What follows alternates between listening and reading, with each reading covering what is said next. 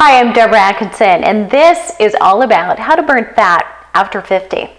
So the old adage is that it gets harder and you have to settle and, oh, you look pretty good for your age. Well, I want to teach you to dump that and ditch it. I call it flipping 50. And I hope you join me on my podcast and on my upcoming TV show to do more of that. We don't need to settle. What we do need to do is change the rules and unlearn some things we learned in our first 30 years that have taken us down this path where we're starting to accumulate fat a little easier. So number one is forget everything you ever learned about fattening food. So the things that will tend to make you fat are low-fat foods. They're higher in carbohydrate, higher in empty calories. Fat does not make you fat. Fat actually can help reduce inflammation in your body that does make you retain water, make you puffy, and may or may not be truly fat. But when your body is inflamed internally, just like a wound on your skin that might be bleeding, red, swollen, if that's going on inside, then the environment isn't healthy and it's not conducive to helping you lose weight. A healthy body inside wants to be at its optimal weight because it's easier, it's more efficient, it doesn't have to work as hard. So if you're having trouble losing weight, look for places where you might be causing inflammation. So go ahead and eat that fat and go ahead and eliminate sugar everywhere you can. So the obvious is, sure, don't have breakfast, or sure, don't have breakfast of high sugar content, don't have dessert, right? Don't have sweets, don't have candy. But there's a lot of sugar hidden in places where you don't suspect it.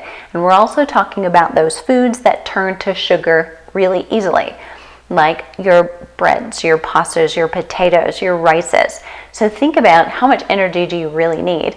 And can you get it from sources that don't spike your blood sugar and therefore cause an insulin response, but actually can be like a time-release pill? So we call it slow and low. So it's slow-released energy that's sustained, that makes you feel good, keeps your mood even, stable, and you don't have that up and down roller coaster feeling all day long. And it's low glycemic index, which means doesn't spike your blood sugar, so it doesn't get that insulin coming in to lower blood sugar. When insulin is present, fat metabolism halts. So two things right now, right?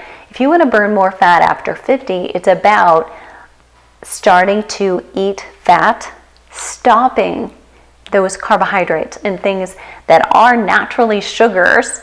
Doesn't matter if it's honey or if it's maple syrup, it's agave, brown sugar, white sugar, it's sugar. Your body knows it as one and the same. So you're looking for not artificial sweeteners, but things like stevia that are natural, monk fruit, and xylitol, depending on who you are. Some of those that are safe have a little bitter aftertaste, so you might need to experiment and see which ones solve your problem. And know this, even if it's an artificial sweetener, it is still causing you to want that sweet. So the more you can decrease and wean yourself off, if you're used to 4 or 5 drops of stevia in your coffee, start to go with 3 to 4 drops of coffee or drops of stevia in your coffee, and let yourself just very gradually get used to it. Your taste buds turn over every 10 days. So after 11 days, if you can wait that long, wean yourself off, having a few bites of chocolate cake, for instance, will seem sticky sweet. 3 bites will be enough. And that 3-bite rule is another one to abide by. It's okay to have some things, some treats, and try it. Just don't go overindulging. As long as you know it's okay and you can have it, you can have a taste, you're going to be okay and you won't empower that food. So don't let it play a mind game on you that you absolutely can't have it, because then you'll absolutely lose control. If you let yourself have a little of it on a very occasional basis, it will probably lose the power it has over you, and you may decide to say no and realize that you really don't want it because you really don't enjoy it, and that's great. Drink abundant water. So that's no news, that's new. But start in the morning with a tall glass, ideally with lemon in it. Drink most of your water between your meals and not at your meals so you don't interrupt digestion. And have one more big glass right before bed. And I know you're thinking, I'll be up all night. Start with a small glass, gradually increase it. Your body will get used to it and you won't be up all night. But you get dehydrated overnight.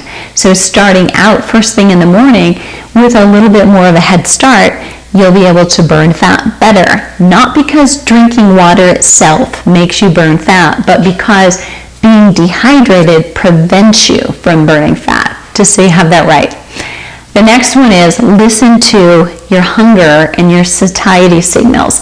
Those signals are coming from hormones. And if you're feeling that you're not eating very much, but you're not hungry, or you eat very little and you get full suddenly, that's a clue that your hormones are not working really well. And there are things that we can do, steps that we can take to correct that. But it's not the normal advice. So when you hear people say, drink a gallon of water a day, or you hear someone say you should eat every 3 to 4 hours, it depends, and it may not be true for you. So if certain hormones are going haywire, what we need you to do is actually don't snack between meals. We want to let your hormones figure things out.